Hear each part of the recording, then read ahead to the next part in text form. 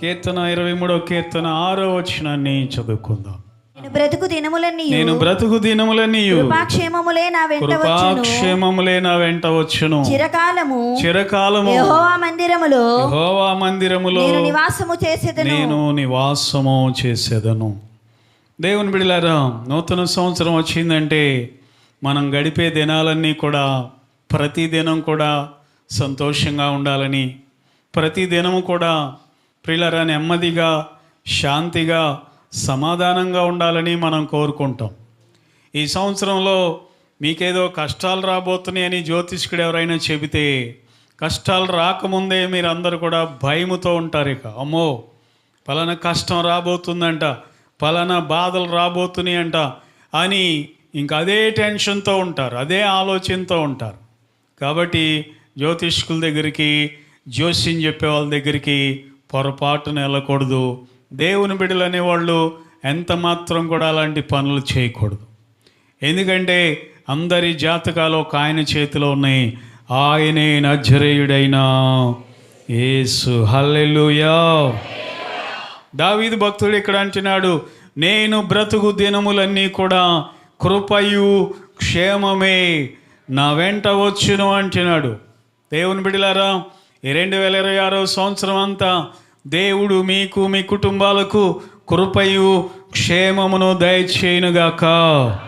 మీ ఉద్యోగాల్లో, మీ డ్యూటీల్లో, మీ వ్యాపారాల్లో, మీ పిల్లల చదువుల్లో, వివాహ కార్యక్రమాల్లో అన్నిటిలో కూడా మీరేదైతే ప్రారంభిస్తున్నారో వాటన్నిటిలో దేవుడు నిత్యము కూడా కృప చూపునుగాక.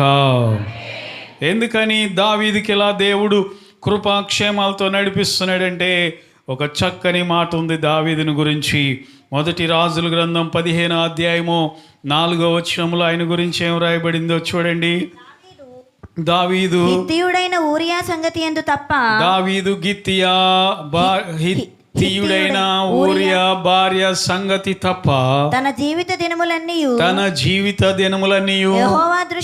యెహోవా దృష్టికి యథార్థంగా నడుచుకొనుచు యెహోవా అతనికి ఇచ్చిన ఆజ్ఞలలో దేని విషయమందును తప్పిపోకుండెను. దేవుని బిడ్డలారా, ఎందుకని దావీదు నా దినములన్నీ కూడా, నా బ్రతుకు దినములన్నీ కూడా కృపాక్షేమములు నా వెంట వచ్చునని ఎందుకు చెప్తున్నాడంటే, అతని గురించి పరిశుద్ధాత్మ దేవుడు బైబిల్లో రాయించాడు. అతడు తన జీవిత దినాలన్నీ కూడా యథార్థంగా ప్రవర్తించాడు, ఒక్కటి తప్ప, ఊరియా భార్య విషయంలో తప్ప. మిగిలిన వాటన్నిటి విషయాలలో తన జీవిత దినాలన్నీ కూడా యథార్థంగా అతడు ప్రవర్తించాడని మనం చూస్తున్నాం. దేవుని ఆజ్ఞలలో దేనిని కూడా తప్పిపోకుండానని రాయబడింది. పరిశుద్ధాత్ముడే ఈ మాట రాయించాడు అక్కడ. కాబట్టి దావీదుకి దేవుడు ఏమిస్తానంటున్నాడంటే, తన బ్రతుకు దినములన్నీ కృపాక్షేమములే అనండి. కృపాక్షేమములు దేవుడు ఇస్తానంటున్నాడు. ఈ దినాలలో దేవుని బిడ్డలారా, బ్రతుకు దినాలన్నీ కూడా కృపతో నడిపిస్తాడంట దేవుడు ఆయన్ని. తన బ్రతుకు దినాలన్నీ కూడా క్షేమముతో నడిపిస్తాడంట దేవుడు దావీదుని. దేవుని బిడ్డలారా, ఈ అంచె దినాలలో క్షేమం అనేది లేదు ప్రజలకి. ప్రయాణం చేసేవారికి క్షేమం లేదు. రోడ్ల మీద యాత్రలు చేసేవారికి క్షేమం అనేది లేదు. బయట మనం చూస్తే అర్థమవుతుందండి. ఉద్యోగాలకు వెళ్ళేటప్పుడు క్షేమం అనేది కరువు అయిపోతుంది. ఆడపిల్లలు స్కూల్కి వెళ్ళేటప్పుడు, కాలేజీలకు వెళ్ళేటప్పుడు క్షేమం అనేది ఉండట్లేదు, కరువు అయిపోతుంది. స్త్రీలు బయటికి వెళ్తుంటే క్షేమం అనేది ఉండట్లేదు. చిన్నపిల్లలని లేదు, ఆడపిల్లలు యవనస్తులని లేదు, పెద్దవారని లేదు, బయటికి వెళ్తుంటే క్షేమం అనేది లేదు. అయితే క్షేమము లేని ఈ దినములలో మన బ్రతుకు దినాలన్నీ కూడా దేవుడు కృపాక్షేమములతో నడిపిస్తానని వాగ్దానం ఇస్తున్నాడు. హల్లెలూయా. ఎంత చక్కని మాట అంటున్నాడు దావీదు. నేను బ్రతుకు దినములన్నీ కృపాక్షేమములే నా వెంట వచ్చును అని ప్రభు అంటున్నాడు. దేవుడు సర్పంతో అన్నాడు, నీ బ్రతుకు దినాలన్నీ మట్టి దీన్ని బ్రతికేస్తావు అన్నాడు. ఏదైనా తోటలో సర్పముతో. చదువుతారా మాట? ఆది కాండము 3:14 చదవండి. ఆది కాండం 3:14. అందుకు దేవుడైన యెహోవా సర్పముతో నీవు దీన్ని చేసినందున పశువులన్నిటిలోను భూజంతువులన్నిటిలోను నీవు శపించబడిన దానవై కడుపుతో ప్రాకుచు నీవు బ్రతుకు దినములన్నీ అది నీ బ్రతుకు దినములన్నీ మన్ను తింటావు సర్పమా. దేవుడు శాపమిచ్చాడు ఆ సర్పానికి ఏదైనా తోటలో. నువ్వెంత కాలమైతే బ్రతుకుతావో, ఓ సర్పమా ఎంత కాలమైతే బ్రతుకుతావో, నా ప్రజలను నువ్వు చెడగొట్టావు గనుక, నా ప్రజలను పాడు చేసావు కదా, పాపం అనేది తెచ్చావు కాబట్టి భూమి మీదకి సర్పాన్ని దేవుడు శపించాడు. బ్రతుకు దినాలన్నీ కూడా మట్టి తింటావు అన్నాడు. మరి అంతకుముందు ఏ ఆహారం తినేదో? చెట్ల మీద ఉండేది కదా. ఏ మధురమైన ఫలాలు తినేదో? చెట్లు ఎక్కేది కదా. ఏ చక్కని మంచి రుచికరమైనటువంటి పండ్లు తినేదో? ప్రియులారా, దేవుడు శపించాడు. ఇక నీ నాలుక శాపమైపోతుంది, నీ నోరు శాపమైపోతుంది. తినాల్సి నువ్వు తినవు, తినకూడదు తింటావు. తినాల్సింది తినవు, తినకూడదు తింటావు. అందుకే సర్ప సంతానం అయిన ప్రజలకి తినకూడని అన్నీ తినే అలవాటు వచ్చేసింది, తాగకూడని అన్నీ తాగే అలవాటు వచ్చేసింది. అంటే మట్టి తిని బ్రతకాలంట పాము. అర్థమవుతుందా? దాని బ్రతుకు దినాలన్నీ కూడా మట్టి తిని బ్రతకాలి. ఏమండి, వాస్తవానికి ఈ ఫ్రూట్స్ అన్నీ కూడా మట్టిలో నుండి వచ్చేది. మనం మట్టిలో నుండి వచ్చాం. నేలమన్నతో దేవుడు చేశాడు. మనం తినే ఆహారం అంతా మట్టిలో నుండి వస్తుంది. రకరకాల కాయగూరలు కానివ్వండి, మనం తినేవి ఫ్రూట్స్ కానివ్వండి, వాటిలో కాల్షియం, మెగ్నీషియం, ఫైబరు ఇవన్నీ ఎక్కడి నుండి వస్తున్నాయి అంటే కాయగూరలకి మట్టిలో నుండే. అలానే మట్టి తింటామా? ఫ్రూట్స్కి మ్యాంగో ఫ్రూట్ ఉందంటే దానిలో ఉండే విటమిన్స్ అన్నీ మట్టిలో నుండే వచ్చేది ఆ చెట్టుకు కూడా. అలానే మట్టి తినలేం కదా మనం. అలాగే కాయగూరలో రకరకాలైనటువంటి విటమిన్స్ ఉంటాయి, ప్రోటీన్స్ ఉంటాయి, అవి కూడా మట్టిలో నుండే వచ్చేది. ఈరోజు శాస్త్రవేత్తలు కూడా చెబుతున్నారు మనిషిలో మట్టిలో ఉండేవన్నీ మనిషిలో ఉన్నాయిగా. మెగ్నీషియం ఉంది, కాల్షియం ఉంది, మనలో రకరకాల ఎన్ని విటమిన్స్ ఉన్నాయి. ఇప్పుడు శాస్త్రవేత్తలు ఎవడైనా సరే ఒప్పుకోవాల్సిందే, అరే మనిషి మట్టిలో నుండే వచ్చిందని ఒప్పుకోవాల్సిందే. మనం మట్టిలో నుండి పుట్టాం, తినేవి కూడా మట్టిలో నుండి వచ్చాయి. చివరికి మనం చచ్చిపోతే కలిసిపోయేది కూడా మట్టిలోనే. కానీ మట్టి మనం తినలేము. కానీ ఈ సర్పాన్ని శపిస్తూ అంటున్నాడు, నువ్వు బ్రతుకు దినాలన్నీ కూడా మట్టి తిని బ్రతుకుతావు అంటున్నాడు దేవుడు. ఎందుకంటే అది పాపాన్ని ఈ లోకంలోకి తెచ్చింది కాబట్టి. ఆ సాతాను దేవుని ప్రజలు ఆజ్ఞ మీరేలాగా చేశాడు కాబట్టి సాతానును దేవుడు శపించి, ఇక నీకు క్షేమం ఉండదు, నీ నోటికి రుచి అనేది నువ్వు ఎరగవేక, నీ రుచులన్నీ చచ్చిపోతాయి, మట్టే నీ టేస్ట్ అని దేవుడు దానిని శపించినట్లుగా మనము చూస్తూ ఉన్నాం. దేవునికి మహిమ కలుగునుగాక. మీరు అనుకోవచ్చు, కోడిగుడ్లు తింటుంది కదండి, చెట్లకి పక్షి పిల్లలు తింటుంది కదండి అని మీరు అనుకోవచ్చు. బయటకు వచ్చిందో చచ్చిందే. మట్టి తింటే బతికిపోద్ది హ్యాపీగా, మట్టిలో ఉండిపోతాయి. బయటకు వస్తే దాన్ని చంపేస్తారు. దేవుడు చెప్పాడు, నీ మడి మీద కొడతావు వాళ్ళని, వాళ్ళేమో నీ తల మీద కొడతారని చెప్పాడు దేవుడు. స్త్రీ సంతానానికి నీ సంతానానికి వైరం పెడుతున్నాను, వాళ్ళేమో నీ తల మీద కొడతారు, నీవేమో వాళ్ళ మడి మీద కొడతావని దేవుడు చెప్పాడు. కాబట్టి భయంకరమైన శాపము సాతాను తెచ్చుకున్నాడు. అంతేనా?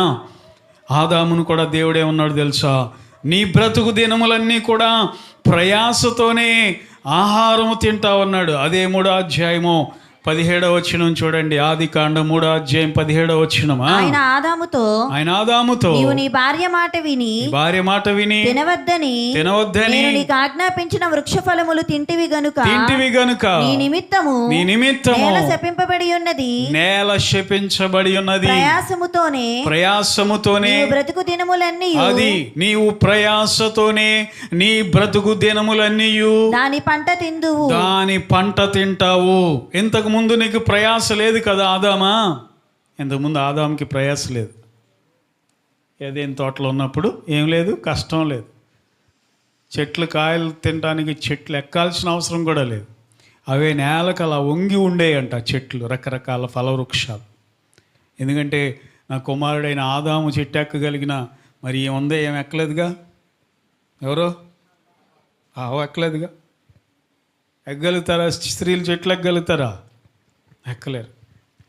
దేవుడు తన పిల్లలను ప్రేమించి అలాంటి చక్కని ఫలవృక్షాలన్నీ కూడా నేలకు వంగేలాగా దేవుడు పెట్టాడంట. కష్టం లేకుండానే, ప్రయాస లేకుండానే దేవుడు ఆ ఫలాలు వారికి ఇచ్చాడు. కానీ ఎప్పుడైతే పాపం చేశారో దేవుని బిడ్డలారా చూడండి, వాళ్ళు ప్రయాసపడి భూమిని దున్ని చెమట కార్చి, శరీరం నుండి చెమట కార్చి అప్పుడు తినాల్సి వస్తుంది. అంతేగా ఈ రోజుల్లో మనం కూడా ఏం చేయాలండి? పొద్దున్నే లేచి పోవాల్సిందే, హడావుడిగా వెళ్ళాల్సిందే, డ్యూటీలకి, ఉద్యోగాలకి, పనులకి. ప్రయాస లేనిదే ఆహారం లేదు, శ్రమ లేనిదే ఆహారం లేదు, కష్టపడందే ఆహారం లేదు. ప్రియులారా, ఒళ్ళంతా హోనం చేసుకుందే ఆహారం అనేది లేదు. ఎందుకంటే ఆనాడు దేవుడు ఆదాముతో చెప్పాడు, నువ్వు బ్రతుకు దినాలన్నీ కూడా ప్రయాసతో ఆహారము తింటావు. సర్పముకైతే ఆహారం కూడా లేదు. ఏంటి ఆహారం? మన్నే. జాగ్రత్త, దేవుని ఆజ్ఞలు గైకొనండి. తినాల్సిన ఆహారం తినేటట్లుగా దేవుడు చేస్తాడు. దేవుని ఆజ్ఞలు గై కొనకపోతే తినకూడని తినాల్సి వస్తుందేమో. వేపాకని, మొలగాకు తినొచ్చులే, ఇంకేయో ఉంటాయి. ఆహారమే వేరు కదండి. ఈ రోజులు మందులే తింటున్నారు ఎక్కువ మంది, ఆహారం తింటలా. ఆహారం కొంచెమే. ఉదయం 4 ట్యాబ్లెట్లు, మధ్యాహ్నం 3 ట్యాబ్లెట్లు, సాయంత్రం 5 ట్యాబ్లెట్లు. బాడీ అంతా ఏం నిండిపోతున్నాయి? ట్యాబ్లెట్లు బాడీ అయిపోతుంది. నేను విమర్శించట్లా ఎవరిని కూడా, ప్రతి ఇంట్లో ఉంటున్నాయి. ఆమేన్, హల్లెలూయా. ఈ సంవత్సరం అంతా దేవుడు మీకు మంచి ఆరోగ్యాలు ప్రభు దయచేయునుగాక. యెషయా గ్రంథంలో రాయబడింది, మీరు సమ్మతించి నా మాట వినిన ఎడల భూమి యొక్క మంచి పదార్థములు మీరు అనుభవించెదరు. ఉందా ఆ మాట? మీరు సమ్మతించి నా మాట వినిన ఎడల, నా మాట మీరు వింటే భూమి యొక్క మంచి పదార్థాలు. ఏ పదార్థాలు అంటండి? పాములాగా మట్టి తినే పరిస్థితి కాదంట, ఆదాములాగా ప్రయాసపడి తినే పరిస్థితి కాదంట. ఆయన మాట మనం వింటే భూమి యొక్క మంచి పదార్థాలు. యెషయా గ్రంథం 1వ అధ్యాయం 19వ వచనంలో చదివారు ఆ మాట. తర్వాత 20వ వచనంలో అంటాడు, సమ్మతింపక తిరగబడిన ఎడల నిశ్చయముగా మీరు ఖడ్గము పాలైపోతారంటాడు. మీరు సమ్మతిస్తే భూమి యొక్క మంచి పదార్థాలు తింటారంటాడు. మీ ఇంటి నిండా మంచి పదార్థాలు. ఆమేన్, హల్లెలూయా, ప్రైజ్ లార్డ్, హల్లెలూయా. కనుక దేవుని యొక్క వాక్యం అంటుంది, మీరు సమ్మతించిన మాట వినిన ఎడల భూమి యొక్క మంచి పదార్థాలు మీరు అనుభవిస్తారు. మీ బ్రతుకు దినాలన్నీ కూడా మంచి ఆహారం తింటారు, మంచి రుచికరమైనది మీరు తింటారు, ఆరోగ్యంగా ఉంటారు అని దేవుడు తెలియజేస్తున్నట్లుగా మనం చూస్తున్నాం. కనుక దేవుని బిడ్డలారా, ఈ సర్పంకేమో బ్రతుకు దినాలన్నీ కూడా మన్ను తింటామని దేవుడు చెప్పాడు. ఆదాముకేమో బ్రతుకు దినాలన్నీ కూడా ప్రయాసతోనూ ఆహారం తింటామని చెప్పాడు. బైబిల్లో ఒక రాజు ఉన్నాడు, బ్రతుకు దినాలన్నీ నీకు యుద్ధాలే కలుగుతాయి అని చెప్పాడు. చూడండి, 1 రాజుల గ్రంథం ఇందాక తీశారు కదా, 15వ అధ్యాయము 6వ వచనం, 15:6 వచనం. రెహబాము బ్రతికిన దినములన్నీయు అతనికిని యెరోబామునకును యుద్ధములు జరుగుచుండెను. ఎంత బాధాకరమైన మాట చూడండి. రెహబాము బ్రతికిన దినాలన్నీ కూడా అతనికి నెమ్మది లేదంట, అతనికి శాంతి లేదంట, ప్రశాంతత అనేది దొరకలేదంట. కానీ యెరోబాముతో యుద్ధాలు జరుగుతూనే ఉన్నాయి. ఎవరు కోరుకుంటారండి ఆ జీవితం? ఎవరు ఇష్టపడరు? బ్రతికి దినాలన్నీ కూడా పోరాటాలు ఎవరు కోరుకుంటారు? బ్రతుకు దినాలన్నీ కూడా ఇతరులతో గొడవలు ఎవరు కోరుకుంటారు? తెల్లారు లెగిస్తే యుద్ధం ఎవరు కోరుకుంటారు? కానీ రెహబాముకి దేవుడు తాను జీవించిన దినాలన్నీ కూడా ప్రియులారా దేవుడు యుద్ధములు ఇచ్చాడంట. ఎందుకంటే ఆయన చేసిన పాపం అలాంటిది. పక్క అధ్యాయంలోకి వస్తే అక్కడే 14వ అధ్యాయం 1 రాజులు 22వ వచనంలో ఉంది, యోధావారు యెహోవా దృష్టికి కీడు చేసి తమ పితరులు చేసిన దానంతటిని మించునట్లుగా పాపము చేయుచు. రెహబాము కారణమయ్యాడు. 21వ వచనంలో రెహబాము పేరు ఉంటుంది. రెహబాము ఏలుబడిలో యోధా వాళ్ళు ఎలా ఉన్నారంటే, దేవుని బిడ్డలారా, యెహోవా దృష్టికి కీడు చేసి తమ పితరులు చేసిన దాని అంతటిని మించినట్లుగా పాపం చేశారంట. ఎంత ఘోరమైన విషయం! తన పితరులు చేసిన పాపము కంటే మరెక్కువైన పాపము, మరి అధికమైన పాపము, దానిని మించిపోయిన పాపము చేయటం వలన దేవుడు ఆయనకి బ్రతుకు దినాలన్నీ కూడా ఏమిచ్చాడండి? యుద్ధం ఇచ్చాడు. రెహబాము ఎవరనుకున్నారు? సొలొమోను యొక్క కుమారుడే. తన తండ్రి ఆఖరి దశలో చెడిపోయాడు. సొలొమోను ఆఖరి దశలో పాడైపోయాడు, దేవునికి విరోధంగా జీవించాడు. ఈ రెహబాము కూడా సొలొమోను మొదటి జీవితాన్ని అనుసరించలేదు, సొలొమోను యొక్క ఆఖరి జీవితాన్ని అనుసరించాడు ఈ కుమారుడు. తండ్రి ఎలా ఉంటారో కుమారుడు అలాగే ఉంటాడు, తల్లి ఎలా ఉంటుందో కూతురు అలాగే ఉంటుంది. తల్లిలో ఉన్న మంచితనాన్ని పిల్లలు తీసుకోరు, తల్లిలో ఉన్న ఒక చెడుతనాన్ని బాగా గమనించి అది పట్టుకుంటారు, క్యాచ్ చేస్తారు. తండ్రిలో ఉన్న మంచితనాన్ని చూడరు, తండ్రిలో ఏదైనా చెడుతనం కనబడితే పిల్లాడు వెంటనే అది క్యాచ్ చేస్తాడు. సొలొమోనులో ఉన్న మంచితనం చూడాల రెహబాము సొలొమోనులో చెడిపోయిన స్వభావం చూసి ఇతడు కూడా తన ప్రజలను అలాగే నడిపించాడంట. చేసుకోండి పూజలు ఎన్నైనా కట్టుకోండి గుడులు దేవతలకి, మీ ఇష్టం అని వదిలేసాడంట. అంతేకాదు, ఆ దేశంలో ఇంకా ఏం మొదలైందంటే పురుషగాములు కూడా ఉండేవాళ్ళంట ఆ దేశంలో. ఏమా ఎక్కడుందని నేను చెప్పిన మాట? మరియు పురుషగాములు సహా దేశమందుండిరి.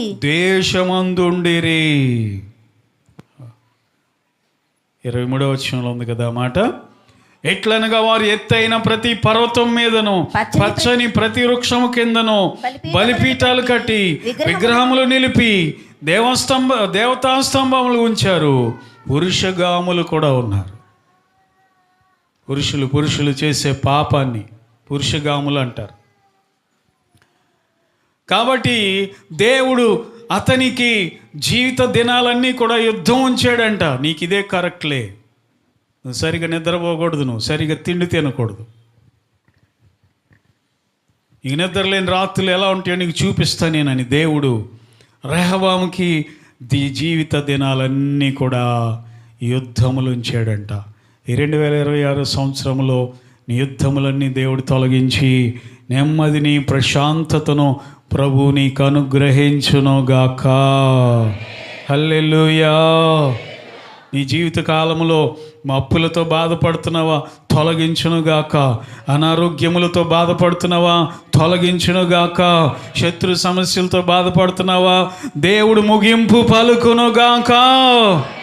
హల్లెలూయా. కొన్ని పోరాటాలు దేవుడు మన అభివృద్ధి కోసం ఇస్తాడు, కొన్ని పోరాటాలు ఏమో మనల్ని శిక్షించడానికి ఇస్తాడు, కొన్ని పోరాటాలు మనల్ని గొప్ప చేయడానికి దేవుడు ఇస్తాడు. దావీదుకి కృపాక్షేమాలు ఇచ్చాడు, కానీ గొల్యాతుతో యుద్ధం ఇచ్చాడు, ఎందుకంటే ఆయన్ని గొప్ప చేయాలని. అన్ని శ్రమలు, అన్ని పోరాటాలు మన పాపాన్ని బట్టి రావు. కొన్ని పోరాటాలు, కొన్ని శ్రమలు మనల్ని గొప్ప చేయడానికి వస్తాయి, మనల్ని అభివృద్ధి చేయడానికి వస్తాయి. కాబట్టి దేవునిలో నమ్మకంగా మనం జీవిస్తే విజయము మనదే. హల్లెలూయా.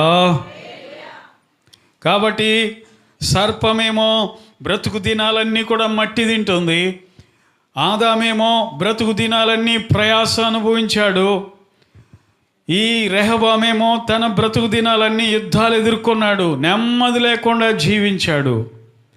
కానీ మనకున్న వాగ్దానాలు ఏంటయ్యా అంటే కొన్ని మాటలు మనం ఒక 2-3 మాటలు మనం చూసి ముగించుకుందాం. ఏబు గ్రంథం 36వ అధ్యాయము 11వ వచనాన్ని చదువుకుందాం. దానికంటే ముందు ఒక మాట చదువు. ప్రసంగి గ్రంథం 5వ అధ్యాయం 18వ వచనం చదవండి.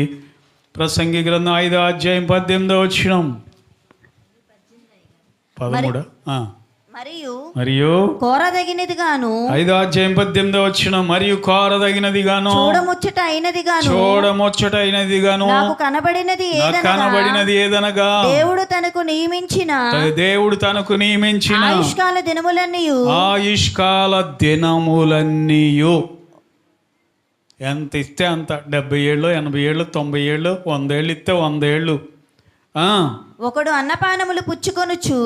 అన్నపానములు తింటూ తన కష్టార్జితం అంతటి వలన క్షేమముగా బ్రతుకుతూ ఉండటమే. ఇది చూడముచ్చటైందంట. బ్రతుకులు మనుషులందరూ కోరదగిందంట. ఇది భూమి మీద బ్రతుకు దినాలన్నీ కూడా ఏముండాలండి? అన్నపానములు పుచ్చుకుంటూ. కొంతమంది తాగేదే కానీ తినేది ఉండదు. లిక్విడ్స్ పోయింది అంటారు. ఏం పోయాలి? అన్నపానములు పుచ్చుకొనుచు తమ కష్టార్జిత వలన క్షేమముగా ఉండుటయే ఇది దేవుడిచ్చే భాగ్యము. అది కోరదగినది, చూడముచ్చటైనది. మనుషులందరూ కోరుకునేది అదే. ఏం అక్కర్లేదండి, నాకు తినడానికి తిండి, కట్టుకోవడానికి బట్ట ఉంటే చాలండి అంటారు. అదే ఇక్కడ భక్తుడు చెప్తున్నాడు. ఆరోగ్యం ఉంటే చాలండి, ఏదున్నా లేకపోయినా అంటారుగా. అదే ఇక్కడ చెప్తున్నాడు భక్తుడు. దేవుని బిడ్డలారా, బ్రతుకు దినాలన్నీ దేవుడిచ్చిన ఆయుష్కాలం అంతా కూడా అన్నపానములు పుచ్చుకొనుచు తమ కష్టార్జితం వలన సుఖముగా బ్రతుకుచుండుటయే. సుఖం అనేది లేకపోతే 100 ఏళ్ళు బ్రతికితే ఏంటి, 150 ఏళ్ళు బ్రతికితే ఏంటి? ఏమండి? ఒక పిండి మర్రా కూడా బ్రతుకుద్ది 10 ఏళ్ళు, 20 ఏళ్ళు. లేకపోతే ఆటోనగర్లో ఒక మెషిన్ కూడా బ్రతుకుతుంది, 20 ఏళ్ళు తిరుగుతూనే ఉంటుంది. దానికి సుఖం ఉంటుందా? సుఖం అనేది ఎరుగుద్ది అసలు? అది సుఖం అనేది తెలుసా మిషన్కి? తెలియదు. ఈరోజు చాలామంది మనుషులు కూడా మర్రలాగానే తిరుగుతున్నారు, కానీ సుఖం లేదు వాళ్ళ జీవితాల్లో. కాబట్టి ఇప్పుడు చదువుదాము. ఏబు గ్రంథం 36:11 చదువుదాం. వారు ఆలకించి ఆయనను సేవించిన ఎడల తమ దినములు క్షేమముగాను వారి సంవత్సరములను సుఖముగాను వెళ్ళబుచ్చెదరు. దేవునికి స్తోత్రం కలుగును గాక. ఈ 2026 సంవత్సరం, నూతన సంవత్సరం సంఘమా, మీ జీవితాలు సుఖముగా మీరు వెళ్ళబుచ్చుదురుగాక. ఈ దినములన్నీ క్షేమముగా ఉండునుగాక. హల్లెలూయా. రెండవదిగా కీర్తన గ్రంథం 34 కీర్తన 12వ వచనం చదువు. బ్రతుకగోరు వాడెవడైనా ఉన్నాడా? మేలునందుచు అనేక దినములు బ్రతుకగోరు వాడెవడైనా ఉన్నాడా? చెడ్డ మాటలు పలకకుండా నీ నాలుకను, అలా బ్రతకాలంటే చెడ్డ మాటలు పలకకుండా నీ నాలుకను, కపటమైన మాటలు పలుకకుండా నీ పెదవులను కాచుకొనుము. అది నీ బ్రతుకు దినములలో మేలు పొందుచూనే ఉండాలంటే, దేవుడు నీకు మేలు చేస్తూనే ఉండాలంటే, వివాహ విషయంలో, ఉద్యోగ విషయంలో, గర్భఫలం విషయంలో, నువ్వు గృహం విషయంలో, లేకపోతే మరొకటి ఏదైనా సరే దేవుడు నీకు మేలు చేయాలనంటే చెడ్డ మాటలు పలకొద్దంట. నీ నాలుకను కంట్రోల్లో పెట్టుకోవాలంట. అప్పుడు నీ దినములన్నీ మేలుకరమైన దినములుగా దేవుడు మార్చునుగాక. మేలు పొందుచు అనేక దినాలు. అర్థమవుతుందా? కీడు చేయటం మానాలంట, మేలు చేయాలంట. చెడ్డ మాటలు పలకుండా నోటిని నాలుకని జాగ్రత్తగా కాపాడుకోవాలంట. కాపాడుకుంటే మనకు మేలుకరమైన దినాలంట. అన్నీ కూడా మన ముందు ఉన్నాయి. అర్థమవుతుందండి?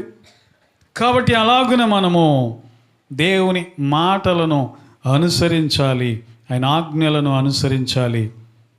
చివరిగా ఇంకో మాట మనం చదువుదాం.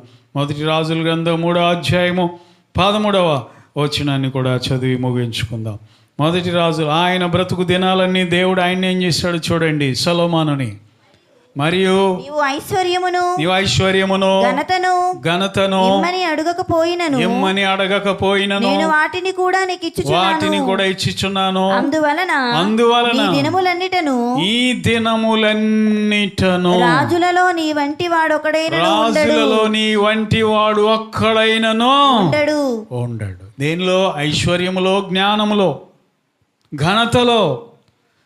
కింద ఏం రాశాడమ్మా? దేవుడు ఏం చెప్పాడు మళ్ళీ? మరియు నీ తండ్రి అయిన దావీదు నా మార్గములలో నడిచి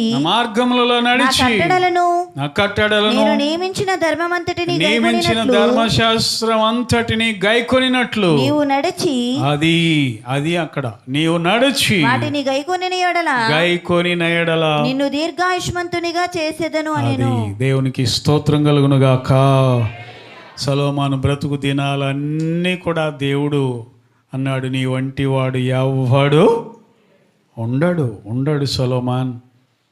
దేవుడిస్తున్న చక్కని వాగ్దానం అండి అది. అద్భుతమైనటువంటి వాగ్దానం. ఎప్పుడంటే నీ తండ్రి వలె నువ్వు కూడా నా ధర్మశాస్త్రాన్ని గైకొంటే ఐశ్వర్యంలో నీ వంటి వాడు ఎవడుండడు, జ్ఞానంలో నీలాంటి వాడు ఎవడుండడు, ఘనతలో కూడా నీ బ్రతుకు దినాలన్నీ కూడా నీతో సమానమైన వాడు ఒక్కడు కూడా ఉండడు, నా ఆజ్ఞలు నువ్వు గైకొంటే అని దేవుడు మాట్లాడుతున్నాడు. కనుక దేవుని బిడ్డలారా, మన బ్రతుకు దినాలన్నీ, మరి ముఖ్యంగా ఈ సంవత్సర దినాలన్నీ కూడా దేవుడు మనకు కూడా కృపయు, క్షేమము, ఐశ్వర్యము, ఘనత, జ్ఞానము, తెలివి ఇవన్నీ కూడా మనకు, మన పిల్లలకు, మన కుటుంబాలకు ప్రభు అనుగ్రహించి నడిపించును గాక.